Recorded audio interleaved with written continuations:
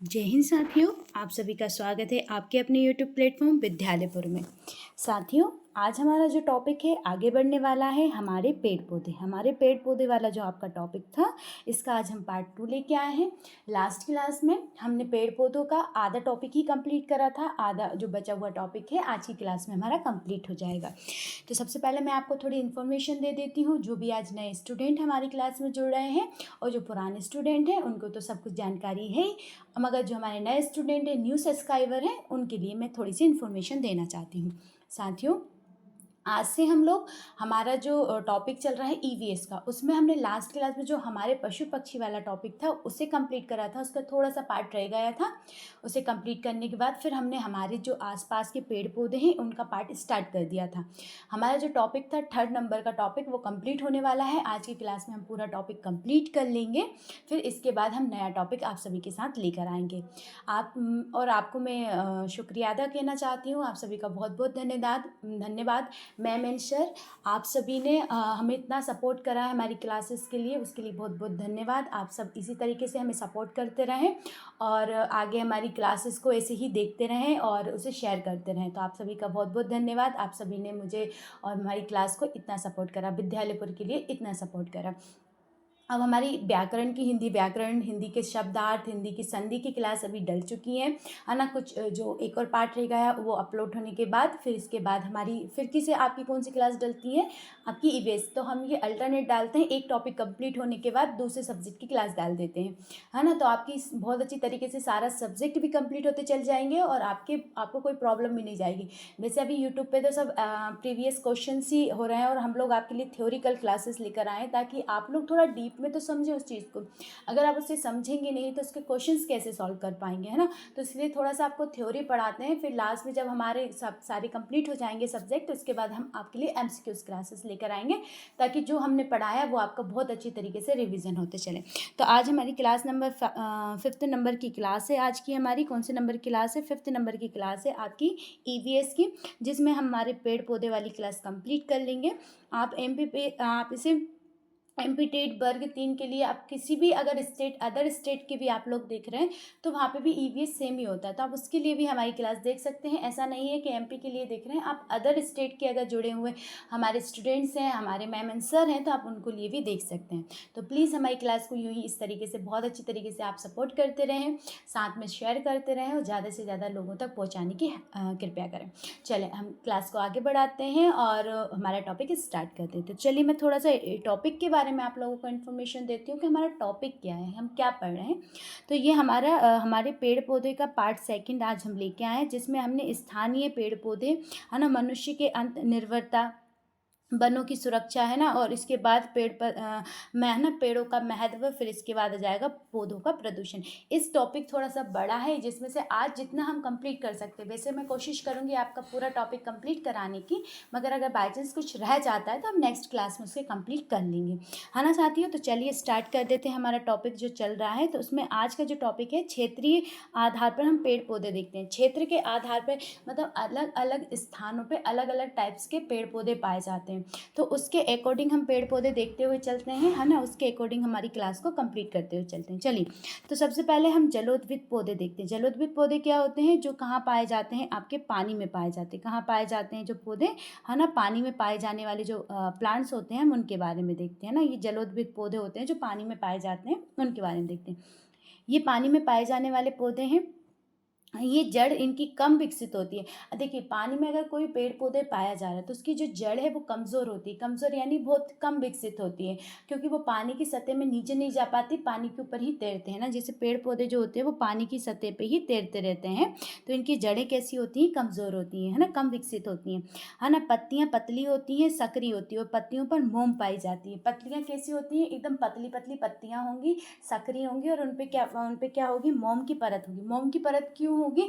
क्योंकि वो जल में रहते हैं, तो ताकि उनकी जो पत्तियां हैं वो सड़े ना, गले ना, खराब ना हो, इसलिए उन पत्तियों पर, जैसे हम नॉर्मल हमारी जो स्थलीय पौधे की अगर पत्तियां पानी में डाल देते तो वो 2 दिन बाद कैसे गल जाती है, अजीब सा उसमें से एक चिकना सा पदार्थ निकलने लगता है पानी का। मगर पानी में रहने वाले जो पौधे होते हैं उनके ऊपर मोम की परत होती है ताकि वो पत्तियां उनकी सर्वाइव कर सके पानी में, है ना, इसलिए होती है। आगे देखते हैं हम लोग।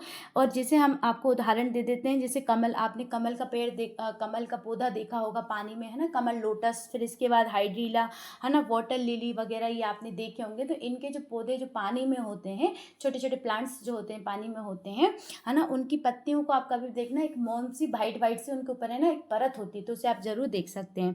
चलिए आगे देखते हैं। फिर आते हैं हमारे लवणोवित पौधे। लवणोवित मतलब जो आपके दलदली, मतलब खारे पानी वाले जो एरिया में पाए जाते हैं, वो वाले पौधे होते हैं। कौन से? लवणोवित होते हैं। दलदली क्षेत्र में पाए जाने वाले ये पौधे होते हैं, और इनकी जड़ें, है ना, सतह से ऊपर निकली होती हैं। ये आपके जैसे प्लांट्स हैं, ये आपके प्लांट्स आ जाएंगे, और ये आपके दलदली एरिया में पाए जाते हैं। कहाँ पाए जा रहे हैं? दलदली वाले एरिया। मगर इनकी जो रूट्स होती हैं वो कुछ ऊपर इस तरीके से निकली होती, क्यों होती हैं? ऑक्सीजन की पूर्ति करने के लिए इनकी जो रूट्स होती हैं वो ऊपर की तरफ निकली होती है ना। इनकी जो रूट्स होती हैं, मान लीजिए ये रूट्स हैं, ये थोड़ी ऊपर की ओर इस तरीके से नुकीले आकार में निकली होती हैं। ऐसा लगता है अलग से कोई सा पेड़ निकल रहा हो, रूट्स निकली होती हैं, है ना। जैसे राइजोफोरा आपने पेड़ देखा होगा, जो दलदली एरिया में फेमस आपका एक पौधा है, फेमस पेड़, है ना, आपको देखने को मिलेगा पौधा राइजोफोरा का, है ना। आई होप आपको इतना समझ में आया होगा। चलिए नेक्स्ट देख लेते हैं हम लोग। अब आता है समुद्रवित पौधे। समुद्रवित पौधे जो नॉर्मल हमारे खेत वाली स्थल पे पाया जाता है ना। जैसे आपके खेती योग्य जो भूमि होती है वहाँ पर ये वाला पौधा आपको देखने को मिलेगा। तना कैसा होगा? ठोस होगा। आपने गेहूं वगैरह के पौधे देखे होंगे, गेहूं, मक्का, ज्वार वगैरह के पौधे देखे होंगे, धान के पौधे, उनकी जो आपके तना होता है, वो पौधा जितना है उस हिसाब से बहुत अच्छा मजबूत पौधा होता है उनका। जैसे टमाटर का देखा होगा, इनकी जड़ें वगैरह भी शाखा युक्त होते हैं, थोड़ी थोड़ी शाखाएं निकली होती है। जैसे टमाटर के आपने पौधा देखा होगा, उसमें से अलग से थोड़ी शाखाएं निकल के उसमें टमाटर वगैरह लगे रहते हैं। मक्के वगैरह का देखा होगा, है ना, अलग अलग से उसमें भुट्टे वगैरह निकलते हैं, आपने वो पौधा देखा होगा। फिर इसके बाद धान, धान में से बालें जो निकलती है जिसमें धान होता है, मगर वो देखिए जितने साइज का वो पौधा और जितने जीवित रह रहा है वो जितने दिन, उस हिसाब से उसकी जो तना है वो बहुत अच्छा होता है, थोड़ा कठोर होता है उसका तना, ठीक है। तो ये आपके है ना कौन से पौधे हैं? तो ये आपके किसके उदाहरण हैं? तो आपके शाखान्वित पौधों के उदाहरण हैं। याद रखें, समुद्विक पौधे जो होते हैं, जो सम स्थान पे पाए जाते हैं, समतल स्थान पे पाए जाते हैं, उनका बता रहे हैं। अब आ जाता है मरुद्विक पौधे। कौन से आ जाएंगे हमारे? मरुद्विक पौधे, मतलब जो मरुस्थल वाले क्षेत्रों में जो पाए जाते हैं उनका। तो मरुस्थलीय क्षेत्र में पाए जाने वाले पौधे होते हैं, इनकी पत्तियां छोटी छोटी होती हैं, बस जड़ें गहरी होती हैं। आपने सूखे स्थान पे पेड़ पौधे देखे होंगे, है ना, जैसे राजस्थान वगैरह वाले वाले एरिया में, जैसे जहाँ पे पानी का कम गिरता है, पानी कैसे गिरता है? कम गिरता है, उस स्थान पे जो मरुद्विक पौधे होते हैं, मारुद्विक पौधे, ये मिलते हैं।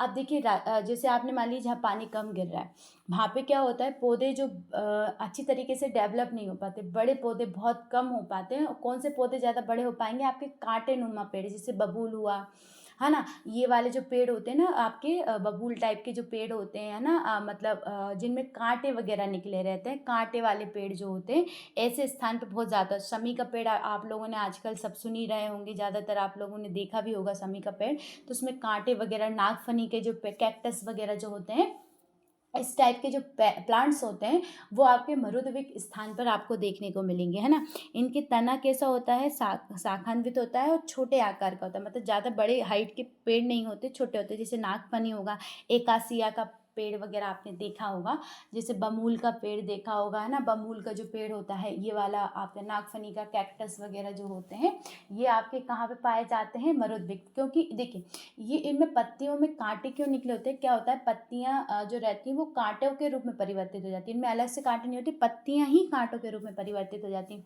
क्योंकि प्रकाश संश्लेषण से होने वाली जो बाष्पोत्सर्जन की जो क्रिया होती है, उसको रोकने के लिए ये ऐसा करते हैं। और पत्तियां कैसी होती हैं? बहुत ज़्यादा अगर बमुल की आपने पत्ती देखी होगी, समी वगैरह, तो उसमें कितनी छोटी छोटी पत्तियां होती हैं। अगर पत्ती जितनी बड़ी होगी तो प्रकाश संश्लेषण की दर से बाष्पोत्सर्जन उतनी ही ज़्यादा तीव्र गति से होगा।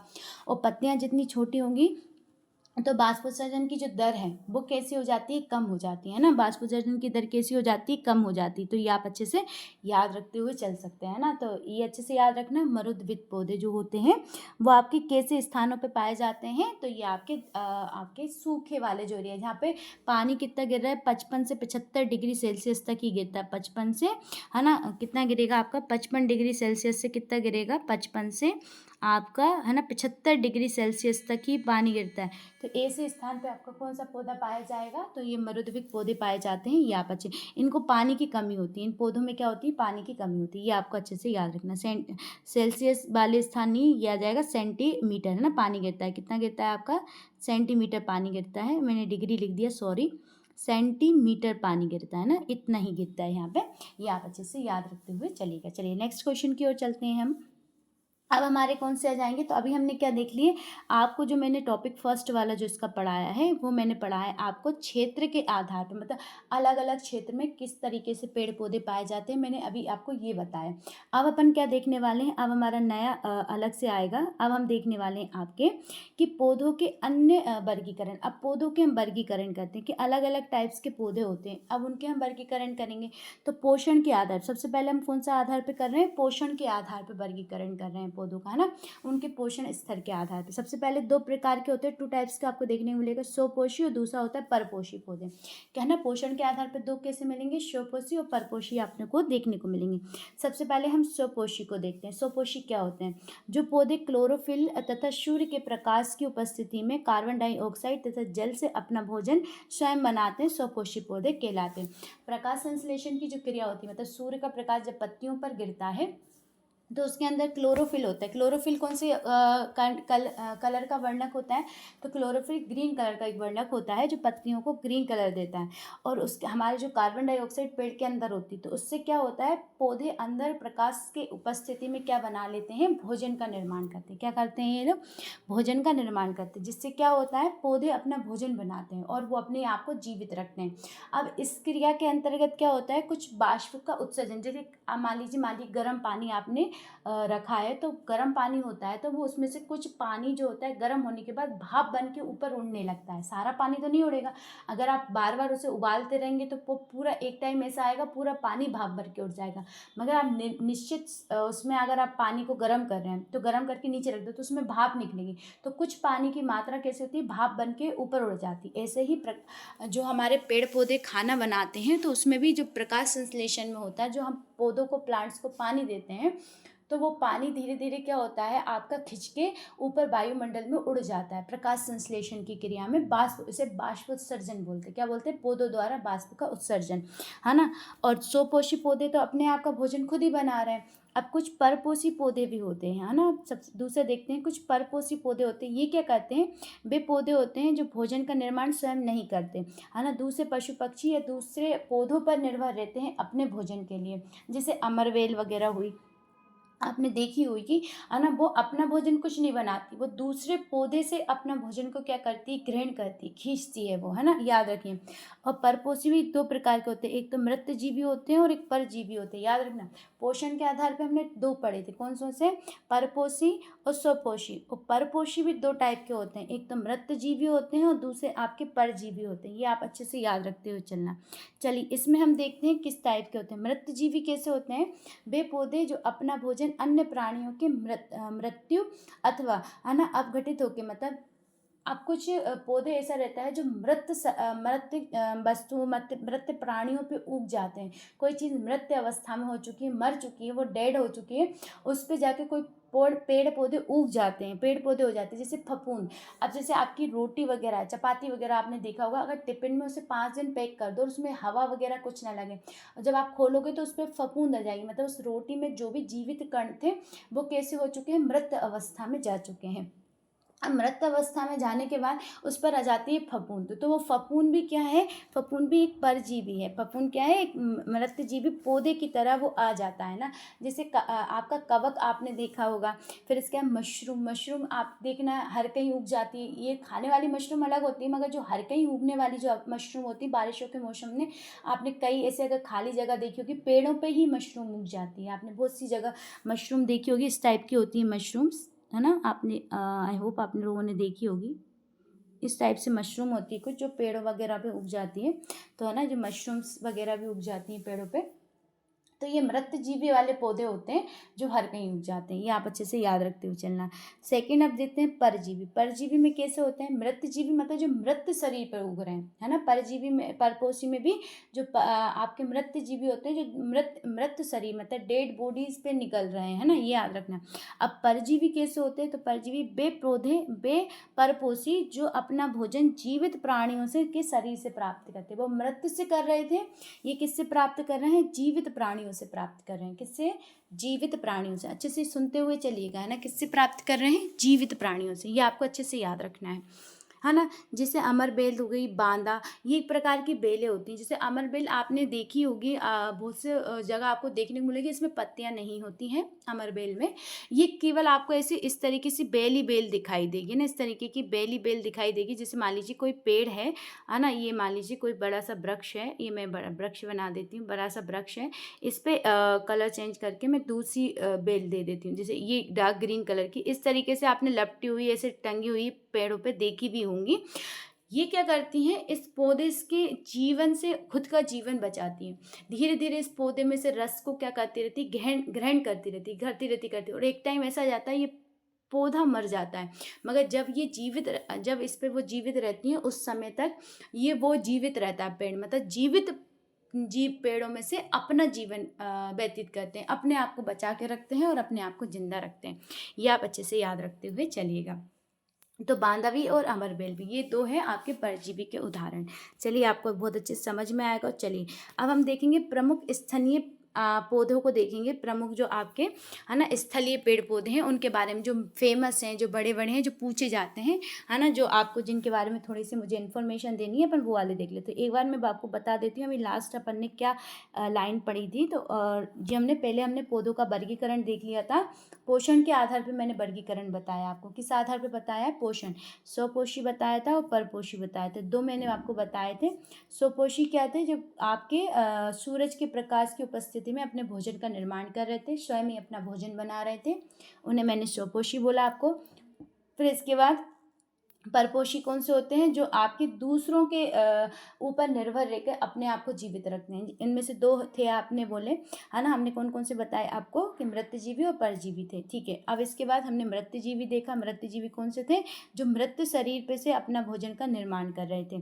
और जबकि जो परजीवी जो थे वो क्या कर रहे थे? आपके जीवित शरीर में से अपना भोजन को प्राप्त कर रहे थे, है ना। आपको इतना समझ में आया होगा। अब हम देखते हैं स्थानीय पेड़ पौधों का वर्गीकरण। क्या देखते हैं हम? स्थानीय पेड़ पौधों का वर्गीकरण देखते हुए चलेंगे। चलिए, अब स्थानीय जो पेड़ पौधे हैं उनका वर्गीकरण देख लेते हैं एक बार। तो सबसे पहले बरगद। बरगद को तो आपने देखा ही होगा, है ना। बेनियन ट्री आपने देखी होगी, बड़ी सी बरगद का पेड़ होता है। इसका विशाल वृक्ष होता है, शाखा युक्त होता है। ये क्या होता है? विशाल वृक्ष होता है और कैसा होता है? शाखा युक्त होता है ना। इसमें बहुत सारी शाखाएं होती हैं अलग अलग, आपने देखा होगा। और इसकी शाखाओं से, है ना, क्या है? जड़ें भी निकलती हैं, जिन्हें स्तंभ जड़ कहते हैं। आपने बरगद का पेड़ देखा होगा। उस बरगद के पेड़ में से, मान लीजिए ये छोटा सा मैंने बना दिया है, बरगद का पेड़ है, और उसमें से कुछ आपने इस तरीके की जड़ें ऐसे निकलती हुई देखी होंगी, लटकी हुई देखी होंगी बरगद के पेड़ में से। नीचे वाली रूट्स तो अलग से ही होती हैं, मगर उसमें अलग से भी आपने अगर आपने आपके घर में अगर मनी प्लांट्स का अगर पेड़ वगैरह देखा होगा, तो वो जड़ें उसमें से भी एक मतलब आपके ब्राउन कलर की अलग अलग से जड़ें निकली रहती हैं ना, वो ऊपर चढ़ने में उनकी हेल्प करती हैं, किसी चीज़ को पकड़ने में। इस तरीके से ये होती हैं। जब पुराना पेड़ हो जाता है थोड़ा बड़ा, तो अपनी आप जड़ें वो शाखाओं में से भी निकलने लगती है और ज़मीन में जाकर उस पेड़ को समतल बनाए रखने में हेल्प करती हैं, है ना। तो आपने बरगद का पेड़ ज़रूर ही देखा होगा। अब नेक्स्ट देख लेते हैं हम क्रोटन। क्रोटन क्या होता है? ये क्या होता है? फसल जब बोई जाती है ना, उसके साथ इस पौधे को लगा दिया जाता है, क्रोटन के पौधे को, है ना। और इसके मुरझाने से समझ आ जाता है कि फसल को सिंचाई की आवश्यकता होती है, मतलब पानी की आवश्यकता होती है किसको? फसल को। क्रोटन का पेड़ होता है, उस पेड़ को क्या कर देते हैं, जब आप फसल लगाई जाती है तो फसल के साथ इसको लगा दिया जाता है। अब इसकी क्या होती है? जड़ें गहरी नहीं होती। जड़ें कैसी होती? ज़्यादा गहराई पे नहीं जाती, उतली रहती। तो एक स्तर तक उसका पानी बना है। अगर उस स्तर पे पानी, मान लीजिए, ये मैं आपको थोड़ा सा एक्सप्लेन कर देती हूँ, देखिए कलर चेंज करके, है ना। जैसे मैंने आपको बोला, ये मान लीजिए आपका क्रोटन का पेड़ है ना। देखिए यहाँ पे मैं बना देती हूँ। मान लीजिए ये आपका एक क्रोटन का पेड़ है छोटा सा, ये पत्ती नुमा होता है, मतलब ज़्यादा बड़ा नहीं होता, छोटा सा पौधा होता है, ज़्यादा बड़ा नहीं होता। अब ये लेवल पे आपकी क्या है,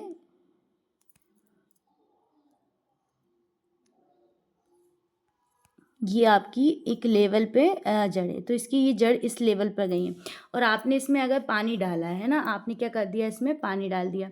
अब ये पानी डालने के बाद ये पानी अगर इस लेवल तक फिल है तो ये सूखेगा नहीं, ये पौधा मुरझाएगा नहीं। और जैसे ही इस लेवल से ये पानी नीचे के वाले लेवल तक अगर पहुंच जाता है, ये पानी जिसे मैं पिंक कलर से बता देती हूँ, इस लेवल तक पहुंच जाता है तो ये पौधा कैसे होने लगता है, मुरझाने लगता है। ये पौधा कैसे होने लगता है, मुरझाने लगता है। तो जो किसान वगैरह भाई जो होते हैं उनको ये पता चल जाता है कि अब हमारी फसल का पानी का लेवल नीचे जा चुका है, हमें और इसे पानी की ज़रूरत देनी है ना, फसल को पानी देनी है। तो ये आपकी हेल्प करता है किसानों की, है ना, किस में हेल्प करता है, उनकी सिंचाई वाले एरिया में उनकी क्या कर देता है, हेल्प कर देता है, सिंचाई को समझाने के लिए हेल्प कर देता है। तो ये सिंचाई करने के समय उनकी हेल्प करता है और सिंचाई वाले जो साधन है उसमें बताता है कि आपके पेड़ पौधों को आपकी जो फसल है उसे सिंचाई की आवश्यकता है, पानी की आवश्यकता है, तो आप उसे पानी दे सकते हैं। तो ये हेल्पफुल एक प्लांट होता है छोटा सा, जिसे किसान वगैरह यूज़ करते हैं ना। तो याद रखना, क्रोटन का पेड़ होता है, किसका होता है, क्रोटन का। चलिए नेक्स्ट देखते हैं हम लोग केला। अब केला का जो पौधा होता है, केला का पेड़ नहीं होता, कभी आपने केले का पेड़ नहीं देखा होगा, पौधा देखा होगा, है ना। तो पौधा होता है केले का, इस तरीके से ग्रीन कलर का प्लांट होता है। उसका तना बहुत ही ज़्यादा कैसा होता है, बहुत नाजुक होता है उसका तना, जो आप देखोगे तो मजबूत नहीं होता, बीच में से कैसा होता है, एकदम हम बोल सकते हैं खाली होता है, बीच में पोला जिसे बोला जाता है नॉर्मल लैंग्वेज में, खाली होता है और वो भरा नहीं होता है, बीच में कठोर नहीं होता, ठोस नहीं होता है ना, जाली नुमा होता है ना, इस तरीके से जाली नुमा। आप कभी भी उसे खोल के देखोगे तो आपको जाली नुमा आपको देखने को मिलेगा, इस तरीके से जाली नुमा होता है आपका केले का पौधा। ये क्या होता है, शाख होता है, ये कैसा होता है, शाख की तरह होता है। तना इसका कमज़ोर और हरा होता है ना। फूल व पौधों को, इसके जो फल है उनको क्या आपको खाया जाता है, केले को खाया जाता है। केले का फूल भी बहुत सी जगह यूज़ किया जाता है खाने में, है ना। आप खाने में आप कच्चे केले की सब्जी भी बनती है ना, उसे सब्जी के रूप में भी यूज़ किया जाता है, चिप्स वगैरह के रूप में, वेपर्स के रूप में यूज़ किया जाता है, और फल के रूप में नॉर्मली इसे खाते हैं ना। केला एक यूज़फुल, हम बोल सकते हैं बहुत ज़्यादा हेल्दी फ्रूट्स होता है केला, है ना। तो आपके डाइट वगैरह से बहुत ज़्यादा बोलते हैं कि आपको खाना चाहिए केला। तो ये कैसा है, नॉर्मल एक पौधा है, ना कि अब पेड़ है, वृक्ष नहीं बोल सकते आप केले को। जिस तरीके से आप बोल सकते हो कि गुलाब का पेड़ नहीं होता, गुलाब का पौधा होता है ना, गुलाब का कभी पेड़ नहीं होता, गुलाब का पौधा होता है, उसी तरीके से केले का भी पौधा होता है ना। बड़ा वाला वृक्ष नहीं कह सकते उसे, पेड़ नहीं कह सकते। ये आप अच्छे से याद रखते हुए चलिएगा। चलिए नेक्स्ट देखते हैं खेजड़ी। खेजड़ी आपको देखना है, ये कहाँ पाया जाता है, ये खेजड़ी जो है ना मरुस्थल वाले एरिया में पाया जाता है। खेजड़ी का जो पेड़ होता है खेजड़ी का, ये मरुस्थल वाले एरिया में पाया जाता है। और कैसे, भारतीय रेगिस्तान में इसे आपको देखने को मिलेगा, भारतीय रेगिस्तान वगैरह वाले जो एरिया है वहाँ पे आपको ये देखने को मिलता है।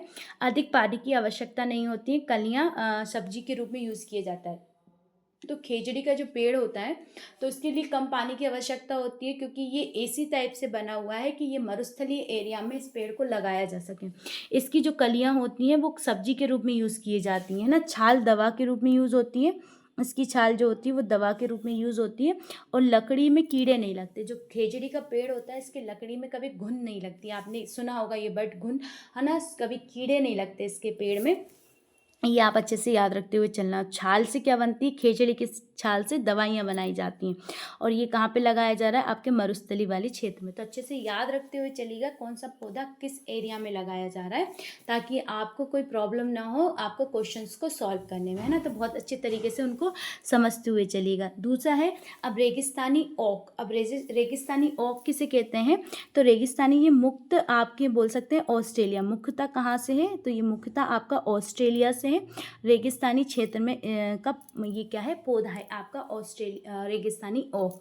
जड़ें गहरी होती हैं, पत्तियां बहुत कम पाई जाती हैं। आपने आजकल हमारे इधर बहुत सारे शो शेप में हम इन पौधों का यूज़ भी करते हैं। इन रेगिस्तानी जो पौधे हैं देखने में सुंदर लगते हैं, तो हमारे इधर घरों में हम नॉर्मली गमलों में वगैरह में इनको प्लांट करते हैं, लगा के रखते हैं, है ना। इन पौधों को आपने देखा होगा। तो रेगिस्तानी जो ओक है ये मेन कहाँ का पौधा है, ऑस्ट्रेलिया का। तो ये आप अच्छे से याद रखते हुए चलना, ये कहाँ का है आपका पौधा, ऑस्ट्रेलिया का मेन पौधा है। तो ये बहुत अच्छी तरीके से याद रखते हुए चलेगा। चलिए नेक्स्ट देखते हैं, जड़ें कैसी होती हैं, गहरी होती है, पत्तियां कम होती हैं इसमें।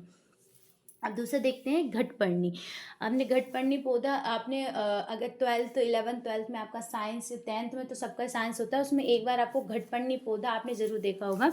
इस तरीके का एक पौधा होता है, मैं बना देती हूँ। इस तरीके का एक आपका पौधा होता है ना। ये पत्तियाँ रहती हैं इसकी, और जो पत्तियाँ रहती हैं इस तरीके से, तो ये एक ढक्कन का काम करती हैं। पत्तियाँ जो होती हैं वो ढक्कन का काम करती है। और ये क्या होता है, पौधा होता है, मगर ये क्या करता है, नाइट्रोजन की कमी पूरी करने के लिए, ये मान लीजिए ये ढक्कन है, इसका जो पत्ती है ये ऊपर आ जाती है ना। और जैसे कोई कीट आया है, कीट इसके बगल में कोई उड़ता हुआ कीट आया है, तो उसको खाने के लिए, उसको क्या करने के लिए, खाने के लिए ये पत्तियां ऊपर खुल जाती हैं। या आपका कोई सा कीट आ रहा है खाने के लिए, खुल जाती हैं। और ये देखने में इतना सुंदर होता है, एक कलश की तरह होता है, और इसमें ये कीट खुल जाती है। और ये कीट सुंदरता, और इसमें से बहुत प्यारी स्मेल आती है। उस स्मेल को सूंघते और उस सुंदरता को देख के कीट इसकी तरफ आकर्षित होते हैं, और कीटों को ये खा लेता है। क्यों खा लेता है, क्योंकि इसके अंदर नाइट्रोजन की कमी होती है। इस पौधे में क्या होता है, नाइट्रोजन की कमी होने के कारण ये अपने नाइट्रोजन की कमी की पूर्ति करने के लिए क्या करता है, कीटों का भक्षण करता है। तो पहले हम इसके बारे में थोड़ा सा समझ लेते हैं ना। ये क्या करता है, पौधा किसको खाता है, तो ये आपके जैसे कीटों, मेंढकों, चूहे, है ना, छोटे छोटे जीवों को खा लेता है ना। कीट भक्षी पौधा भी कहता है इसे। इस घटपर्णी को क्या कहा जाता है, कीट भक्षी पौधा भी कहा जाता है, याद रखिएगा, है ना। आकार में लंबे घड़े जैसा होता है। आकार में कैसा होता है, इस तरीके से घड़े जैसा होता है ना। इस तरीके से लंबा सा जो घड़ा होता है आपका, मटका आपने सुना होगा, है ना। तो घड़े जैसा होता है, इस तरीके से पत्ती ढक्कन लगा होता है, खुल जाता है ये, है ना। ये ढक्कन जो खुल जाता है इस तरीके से, और फिर इसमें कीट अंदर चला जाता है और उसका ये भक्षण कर लेता है। जीभ पर पत्ती नुमा ढक्कन होता है। इसके जो जीभ होता है, मतलब जीभ बोलते हैं इसके मुख पर, है ना। जीभ नुमा क्या होता है, एक लंबी पत्ती होती है जीभ जैसी, तो वो एकदम से खुल जाती है। और कोई भी जैसे मतलब छोटे छोटे जो कीट पतंगे जो होते हैं वो इसमें फंस जाते हैं, और इसको ये भक्षण कर लेता है। पौधे में से बहुत प्यारी खुशबू आती है ना। भारत में मेघालय, इंडोनेशिया, ऑस्ट्रेलिया में ये पाया जाता है। भारत में कौन से वाले एरिया में आपको देखने को मिलेगा, मेघालय वाले में, एशियन एरिया में आपको देखने को मिलेगा। पूर्व उत्तर वाले जो स्टेट्स हैं वहाँ पे देखने को मिलेगा, है ना। अगर अदर देश की हम बात करें तो इंडोनेशिया में आपको देखने को मिलेगा, ऑस्ट्रेलिया में देखने को मिलेगा, है ना। और है ना, वाले पौधे जो होते हैं आपके, इनको आप इस वाले एरिया में ये पाए जाते हैं। और ये क्या करते हैं, नाइट्रोजन की पूर्ति करने के लिए कीटों का क्या कर लेते हैं, भक्षण कर लेते हैं, किसकी, नाइट्रोजन की पूर्ति। और ये जलोद्भिद पौधा है, मतलब जल में रहता है ये पौधा, याद रखिए, है ना। समुद्र में, जल वाले एरिया में आपको पाया जाएगा। तो अभी हमने कौन सा पौधे देखे, अब नया हमारा आ जाएगा पौधों के भाग एवं उनका महत्व। पौधों के अलग अलग भाग देखेंगे और फिर उनका महत्व देखेंगे। तो पहले तो हम ये बता देती हूँ आपको, इससे पहले हमने क्या देखा था, तो इससे पहले हमने देखा था स्थानीय पेड़ पौधों के बारे में बताया, जिसमें सबसे पहले हमने बरगद को देखा, फिर क्रोटोन को देखा, क्रोटोन के बाद फिर हमने केला देखा, केले के बाद खेजड़ी देखा, और खेजड़ी के बाद हमने रेगिस्तानी ओक देखा, फिर इसके बाद घटपर्णी देखा था, है ना। इसके बाद कौन सा देख लिया था हमने, घटपर्णी। अब हम क्या देखेंगे, अब हम देखने वाले हैं पौधों का भाग देखेंगे, मतलब पौधों में कौन कौन से भाग होते हैं और उनका महत्व भी साथ में देखते हुए चलेंगे। पौधों के भाग और पौधों का महत्व साथ में हम ये देखते हुए चलेंगे। तो चलिए सबसे पहले पौधों के भाग देख लेते हैं, फिर उनके महत्व को समझते हुए चलेंगे, और उसके जो थोड़ी सी डिटेल है तो वो भी मैं आपको समझाती हुई चलूँगी। सबसे पहले हम फर्स्ट देखते हैं जड़। फर्स्ट क्या देखेंगे, जड़। जड़ क्या होती है, तो पौधों को संभाल के रखने की, पौधों को पोषण तत्व देने का एक मेन जो होता है, हिस्सा होता है, वो जड़ होता है।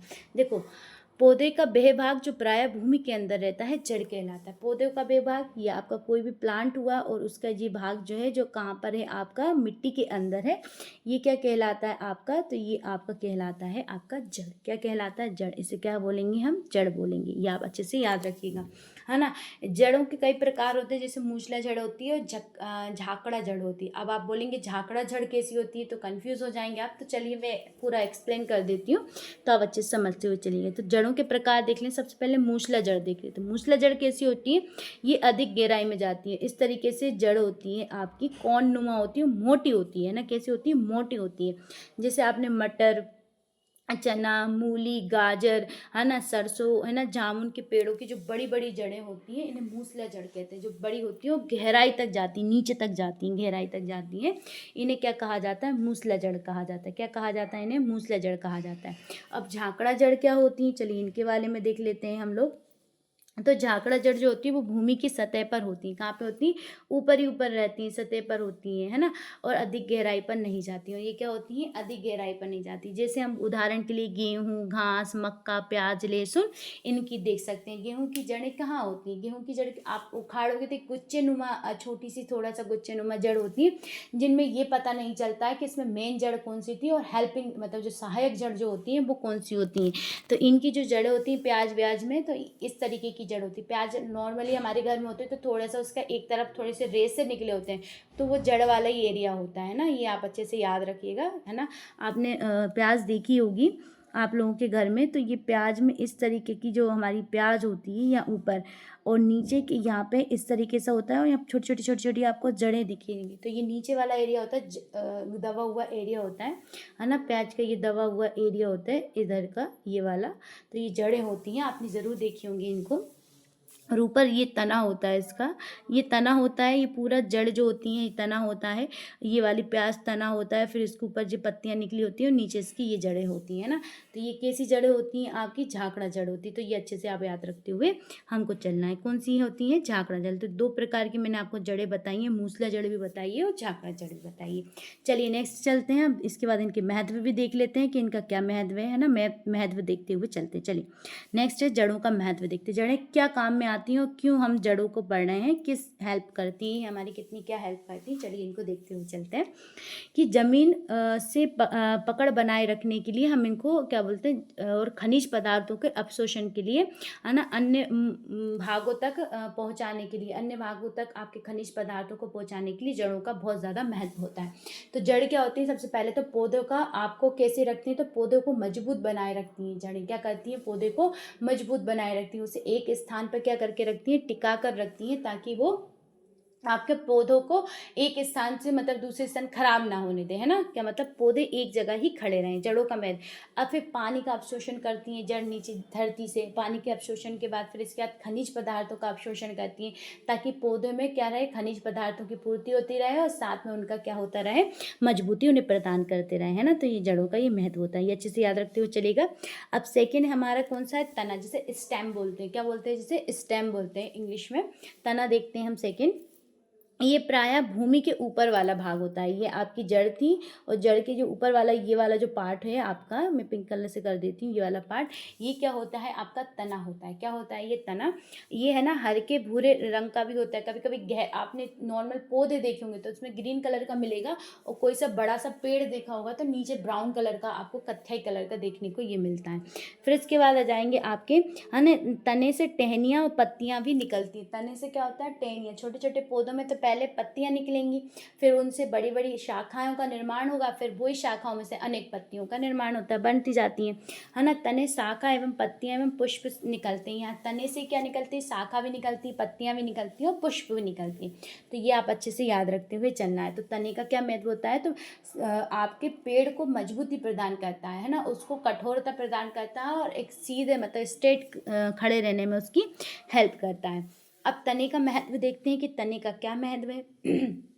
तने किस काम में आते हैं ना, तने का महत्व देख लेते हैं हम लोग। चलिए तने का महत्व देखते हैं। सबसे पहले तने का कार्य होता है कि वे अवशोषित जल व खनिज पदार्थों को अन्य भाग में पहुंचाए। सबसे पहले तो उसका ये कार्य होता है, इसमें एक जाइलम फ्लोएम होते हैं तने के अंदर, जो क्या करते हैं? जाइलम क्या करता है? जल का परिवहन करता है, और फ्लोएम खनिज पदार्थों का परिवहन करता है। इनके अंदर सहायक ऊतक होते हैं। ये क्या होते हैं? ऊतक होते हैं। स्टेम्स के अंदर ऊतक होते हैं, जो क्या करते हैं? खनिज पदार्थों का वहन करने में मदद करते हैं। फिर है ना, तना पौधे में जल अधिग्रहण एवं परिवहन का कार्य करता है। तना क्या करता है? पौधों में जल को ग्रहण करके और फिर उनको एक स्थान से दूसरे पत्तियों तक पहुंचाने का क्या करता है? कार्य करता है। इनमें ऊतक पाए जाते हैं। इनमें कौन से? आपके जाइलम और फ्लोएम क्या पाए जाते हैं? ऊतक पाए जाते हैं। मैंने अभी आपको बताया जाइलम और फ्लोएम। जाइलम क्या करता है? जल का परिवहन करता है। जाइलम क्या करता है? जल का। फ्लोएम क्या करता है? खनिज पदार्थों का क्या करता है? परिवहन करता है। ये आप अच्छे से याद रखते हुए चलिएगा। तना पत्तियों द्वारा निर्मित भोजन को स्थानांतरित करता है। तना क्या होता है? अब पत्तियों ने भोजन बना लिया, अब वो पत्तियों से भोजन लेके कहाँ तक जाएगा? जड़ों तक जाएगा, है ना। तो ये धरती से भी जल लेके कहाँ जा रहा है? पत्तियों तक, और पत्तियों से जो बना हुआ पदार्थ है उसे जड़ों तक ले जाने में मदद करता है। तो ये क्या करता है? स्थानांतरित में क्या करता है? मदद करता है। ये आप अच्छे से याद रखते हुए चलिएगा।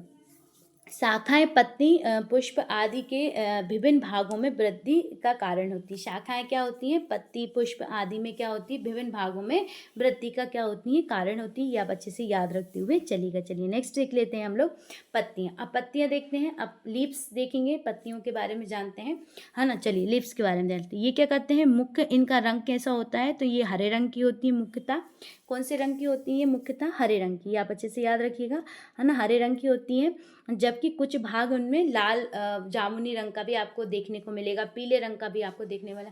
जो हमारे जो प्लांट्स होते हैं, जो हम लोग घर में लगाते हैं, हम बोल सकते हैं सजाने के लिए जो प्लांट्स लगाते हैं हम लोग हमारे घर में, तो वो उनकी पत्तियां बहुत से में ग्रीन आपको, है ना, येलो भी दिखेंगी, थोड़ी थोड़ी किरणों पर वाइट भी देखने को मिलेंगी, है ना, जामुनी भी देखने को मिलेंगी। इस तरीके के अलग अलग आपको जो प्लांट्स हमारे घर में लगाते हैं हम लोग, सो प्लांट्स जो होते हैं, उनमें आपको बहुत से अलग अलग कलर की प्लांट्स भी पत्तियां भी देखने को मिलेंगी, है ना। पत्तियां सूर्य की रोशनी में जल और कार्बन डाइऑक्साइड की उपस्थिति में प्रकाश का संश्लेषण करती हैं। अब क्या करती हैं? जो पत्तियां जो होती हैं, वो पत्तियां सूर्य के प्रकाश में उपस्थित, जब सूर्य का प्रकाश होता है, थोड़ी देर पहले मैंने समझाया था, तो आपको ये क्या करती है? खाना बनाती हैं अपना, है ना। क्या बनाती है? प्रकाश में कार्बन डाइऑक्साइड की उपस्थिति में प्रकाश संश्लेषण का कार्य करती हैं, जिससे ये क्या होता है? अपना भोजन स्वयं निर्माण करती हैं। पत्तियां क्या करती हैं? अपना भोजन स्वयं निर्माण करती हैं। और ये भोजन वगैरह सब कहाँ पहुँचाते हैं? तने की हेल्प से कहाँ पहुँच जाता है? आपकी जड़ों से, और जड़ों से जो आने वाला खनिज स्टेम की मदद से पत्तियों तक पहुँच जाता है। ये आपको अच्छे से याद रखना है। पत्तियों में जल वाष्प द्वारा बाहर निकल जाता है। पत्तियों से क्या होता है? जल वाष्प द्वारा बाहर निकल जाता है, जिसे बाष्प उत्सर्जन की क्रिया कहते हैं। क्या कहते हैं? जिसे बाष्प उत्सर्जन की क्रिया कहते हैं। ये आप अच्छे से याद रखते हुए चलिएगा। चलिए दूसरा देखते हैं, पत्तियों का महत्व देखते हुए चलते हैं। क्या देखते हैं? पत्तियों का महत्व। अब पत्तियां क्या करती हैं देखते हैं जरा। पत्तियां जो होती हैं वो प्रकाश संश्लेषण का कार्य करती हैं। पत्तियां क्या करती हैं? प्रकाश संश्लेषण का कार्य करती हैं। भोजन जल संग्रहण करती हैं। और क्या करती हैं? भोजन जो जल है उसका संग्रहण करके रखती हैं। भोजन और जल का संग्रहण कहाँ होता है? आपके पत्तियों में। तो आपसे क्वेश्चन पूछ लेते हैं, पौधों में भोजन और जल का संग्रहण कहाँ हो रहा है? तो आपका आंसर देना होगा, उसमें पत्तियों में होता है। कुछ पौधों की पत्तियों में कांटे भी होते हैं। कुछ पौधे जो होते हैं उनकी पत्तियों में क्या होते हैं? कांटे भी होते हैं, जो क्या करते हैं? उनकी सुरक्षा प्रदान करते हैं। जैसे कैक्टस वगैरह मैंने आपको बताया था, उन पौधों की पत्तियों में क्या होते हैं? कांटे होते हैं, जो उनको क्या करते हैं? सुरक्षा प्रदान करते हैं। क्या करते हैं? उनको सुरक्षा प्रदान करते हैं। ये आप अच्छे से याद रखते हुए चलिएगा। चलिए आगे देखते हैं हम लोग। कुछ पत्तियों की आपकी देखिए, है ना, कुछ आपकी पत्तियों में कांटे भी होते हैं, जो उनको सुरक्षा प्रदान करते हैं। और है ना, जैसे कैक्टस वगैरह की जो पत्तियां आपने देखी होगी, उनको क्या करना है? सुरक्षा। ये पत्तियां ही कांटों के रूप में परिवर्तित हो जाती। चलिए, मैंने अभी तक एक बार भी आपको शेयर करने को नहीं बोला था। आई होप आपको बहुत अच्छे से सारा समझ में आ रहा होगा। तो जल्दी से एक बार शेयर कर दीजिए हमारी क्लास को ज़्यादा से ज़्यादा। और अभी तक किसी ने अगर लाइक नहीं किया तो एक बार लाइक कर दीजिए प्लीज़। सब लोग लाइक कर दें और सब लोग एक बार शेयर कर दें। तो प्लीज़ मैं आपको 10 सेकंड का समय देती हूँ, उसमें जल्दी से आप शेयर कर दीजिए और क्लास को जल्दी से लाइक कर दीजिए। चलिए आपका टाइम चालू होता है, फिर हम आगे की स्लाइड्स देखेंगे। जल्दी से कर दीजिए आप एक बार। देखिए आप शेयर करेंगे, आप लोग इतना सपोर्ट कर रहे हैं हमें, तो उसके लिए आपका बहुत बहुत धन्यवाद। आप लोग हमें बहुत सपोर्ट कर रहे हैं हमारी क्लासेस के लिए, और इस तरीके से ही हम सारी आपके लिए क्लासेस, सारे टॉपिक वाइज सारी क्लासेस डालते रहेंगे।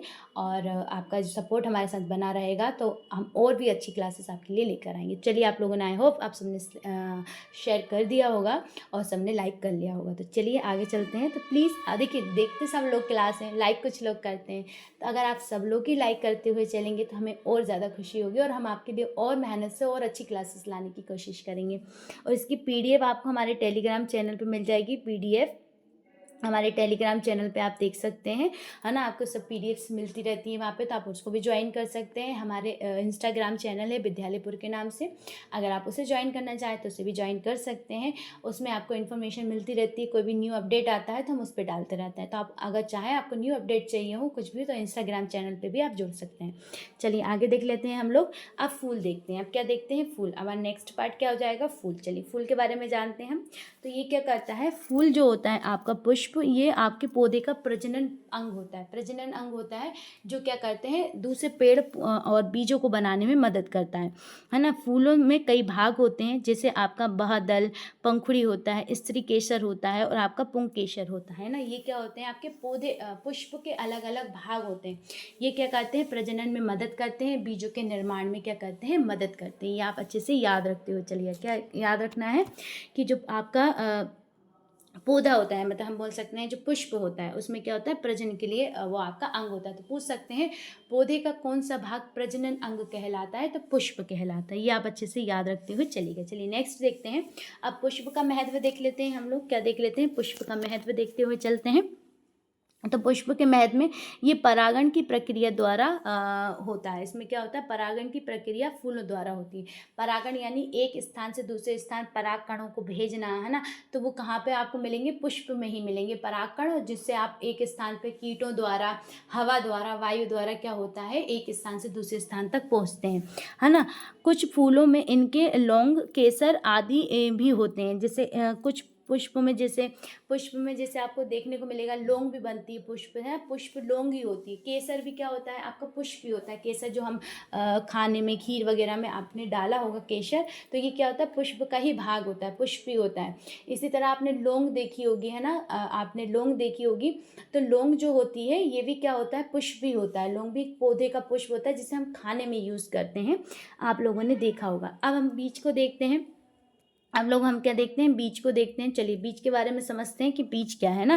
तो बीज क्या होता है, मेन हम बीज का जो पार्ट होता है सबसे पहले हम इसे देख लेते हैं बीज को, कि फूलों में पाए जाने वाला ओव्यूल बीज कहलाता है। ओव्यूल यानी बीजांड, क्या कहलाता है बीजांड आपका बीज कहलाता है ना। और ये क्या करता है, इससे ही किसका निर्माण होता है, एक नए पौधे का निर्माण होता है बीज से। क्योंकि पौधों में अगर जब तक बीज नहीं बनेगा तो दूसरा पौधे का निर्माण कैसे कर पाएंगे हम, तो इससे आपके बीज का निर्माण होता है। अब आगे देख लेते हैं हम लोग कि बीजों का महत्व देख लेते हैं। सबसे पहले बीजों से, है ना, पौधों का निर्माण होता है। बीजों से किसका निर्माण होता है, पौधों का निर्माण होता है। बीजों से खनिज तेल का निर्माण होता है। बीजों से तेल वगैरह का हम निर्माण करते हैं, जैसे सोयाबीन वगैरह का, मूंगफली का तेल वगैरह जो होता है वो बीजों से तो निर्माण होता है। तो बीज किससे निर्माण होते हैं, खनिज तेल वगैरह भी कहते हैं, और तेलों का निर्माण भी किससे होता है, बीजों से होता है। तो ये आप अच्छे से याद रखते चलना। तो हमने बीजों का महत्व देखा, एक बार मैं बता देती हूँ हमने क्या क्या देखा अभी तक, है ना।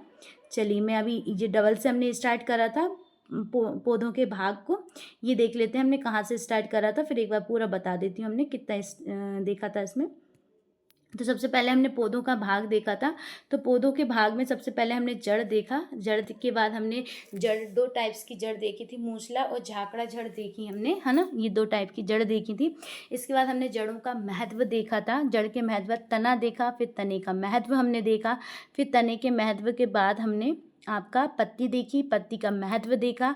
पत्ती के महत्व के बाद हमने फिर आपका फूल देखा, फूलों का महत्व देखा, और फूलों के महत्व के बाद बीज देखे और बीजों का महत्व हमने देखा, है ना। इस तरीके से हमने हमारा आज की जो क्लास थी उसे पूरी तरीके से कंप्लीट कर लिए। आप सभी का बहुत बहुत धन्यवाद। थोड़ी सी इन्फॉर्मेशन दे देती हूँ मैं आप लोगों को जाने से पहले, है ना, ताकि हम लोग आप समझ लें। तो हमारी जो ईवीएस की क्लास है ये आपके सभी सब्जेक्ट के लिए मतलब स्टार्ट है, आपके हिंदी और आपकी जो हमारे सिलेबस की जो क्लासेस चल रही हैं एमपी टेट की, जो अभी हिंदी और ईवीएस की क्लासेस चल रही हैं, इसके लिए आप लोग बहुत सपोर्ट कर रहे हैं, तो उसके लिए थैंक यू। और साथ में हमारी क्लास को शेयर करते रहिएगा, आगे जुड़े रहिएगा इसी तरीके से, पूरी क्लास को एंड तक देखिएगा, है ना, ताकि आपको पूरा समझ में आए। और जो भी प्रॉब्लम हो एक बार हमारी कमेंट बॉक्स में कमेंट कर दीजिएगा, और जाने से पहले कमेंट बॉक्स में कमेंट करके ज़रूर जाइएगा कि आज की क्लास आपको कैसी लगी। तो आपके लिए बहुत बहुत धन्यवाद एंड तक बने रहने के लिए। जय हिंद साथियों, कल फिर मिलते हैं न्यू क्लास के साथ।